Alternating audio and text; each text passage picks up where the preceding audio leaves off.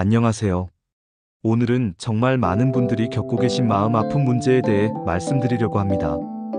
형한테 급하게 돈을 빌려줬어요. 오래된 사이니까 믿고 그냥 줬죠. 근데 요즘은 연락도 잘 안 되고 돈 얘기 꺼내면 분위기 이상해져요. 혹시 이런 경험 있으신가요? 아들이 사업한다고 해서 전 재산을 맡겼는데 이제는 갚을 의사가 없어 보여요. 형제가 집 보증금이 급하다고 해서 목돈을 빌려줬는데 몇 년째 감감무소식이에요. 가족이니까 믿고 살아온 사이니까 차용증도 없이 그냥 줬는데 이제 와서 돈 얘기하기도 눈치 보이고 그렇다고 포기하자니 억울하고 정말 난감하시죠? 오늘은 이런 상황에서 법적으로 돈을 돌려받을 수 있는지 그리고 어떻게 해야 하는지 자세히 알려드리겠습니다. 먼저 가장 궁금해하시는 부분부터 말씀드릴게요. 결론부터 말씀드리면 차용증이 없어도 돈을 돌려받을 수 있습니다. 하지만 쉽지 않은 조건들이 있어요. 민법 제598조에서는 소비대차에 대해 규정하고 있는데 쉽게 말해서 돈을 빌려주고 받는 관계, 즉 소비대차에 대한 법률이에요. 이 법에 따르면 당사자 간에 반환 약정이 있으면 소비대차 계약이 성립한다고 봅니다. 하지만 여기서 중요한 점은 차용증이 없으면 이것을 입증하는 것이 결코 쉽지 않다는 겁니다. 법원에서는 이 세 가지를 명확히 입증해야 승소할 수 있어요. 첫째, 돈을 실제로 줬다는 사실. 둘째, 그것이 빌려준 것이었다는 사실, 즉 갚기로 약속한 관계였다는 것. 셋째, 아직 갚지 않았다는 사실. 특히 두 번째인 빌려준 것이었다는 사실을 증명하는 게 가장 어려워요. 왜냐하면 상대방이 그건 선물이었다, 부양비로 준 것이다, 도와달라고 해서 준 것이다라고 주장할 수 있거든요. 민법 제162조 제1항에 따르면 채권은 10년간 행사하지 않으면 소멸시효가 완성돼요. 즉, 돈을 빌려준 지 10년이 지나지 않았다면 법적으로 돌려달라고 요구할 수 있어요. 하지만 정말 중요한 건 이 모든 것을 철저한 증거로 입증해야 한다는 점입니다. 그럼 차용증이 없으면 어떤 증거를 모아야 할까요? 첫째, 카카오톡이나 문자 메시지가 가장 중요한 증거가 됩니다. 이번에 빌린 돈 다음 달에 갚을게요. 그동안 빌려주셔서 감사합니다. 조금만 더 기다려주세요. 사업이 잘 안 돼서 갚는 게 늦어지고 있어요.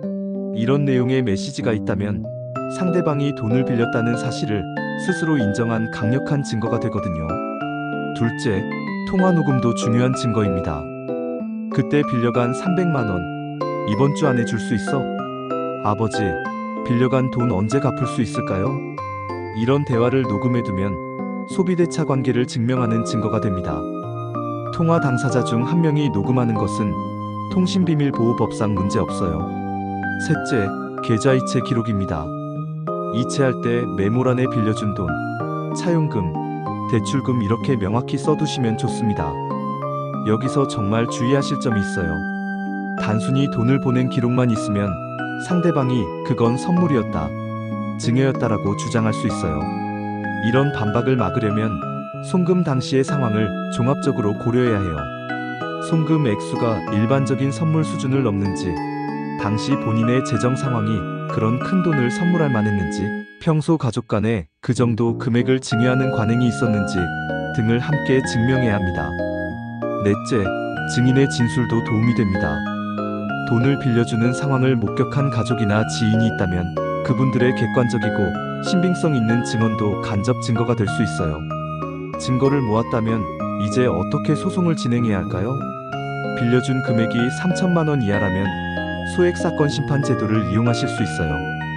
소액사건 심판의 장점은 이렇습니다.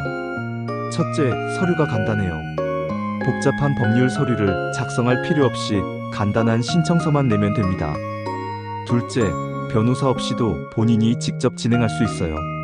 물론 변호사를 선임해도 되지만 꼭 필요한 건 아니에요.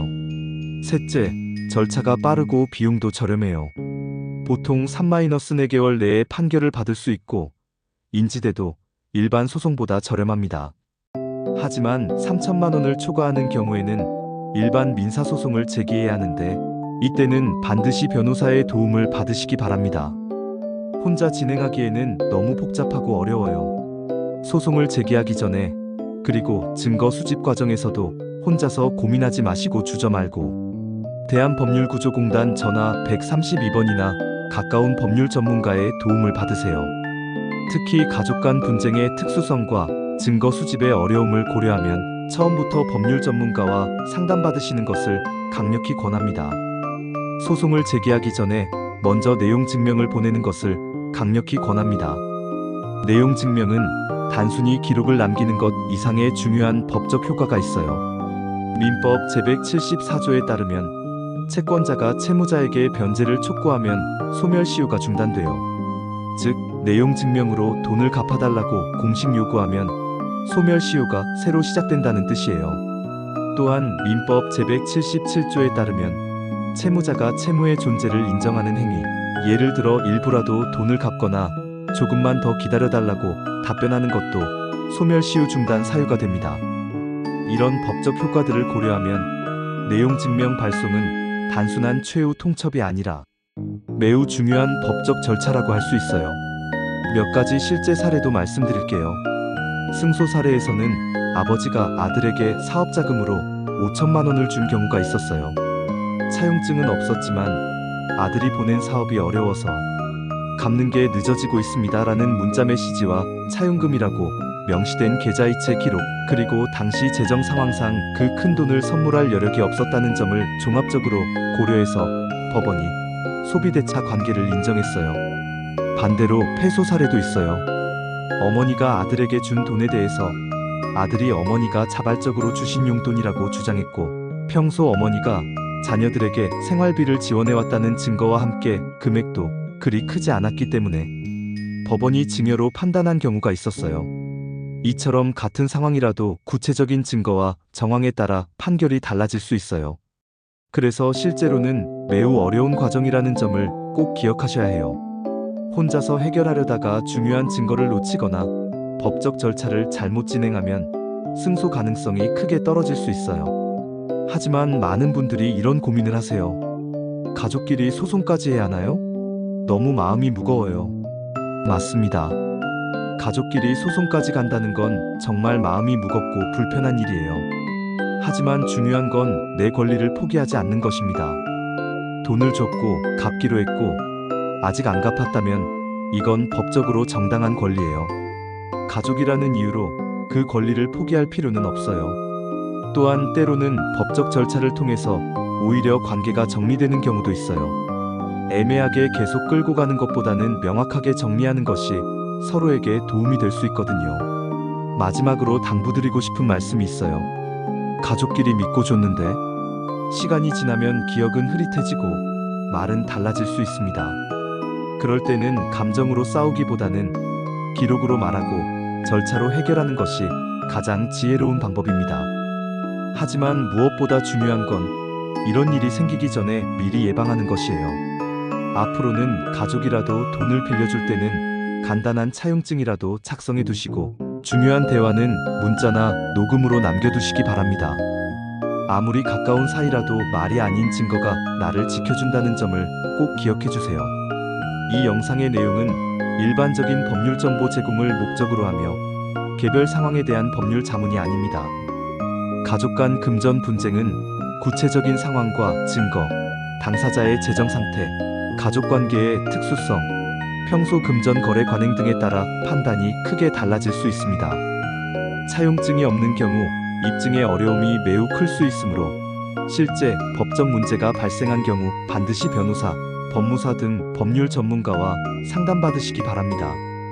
이 영상의 내용을 근거로 한 행동이나 판단으로 인해 발생하는 모든 결과에 대해서는 책임지지 않습니다.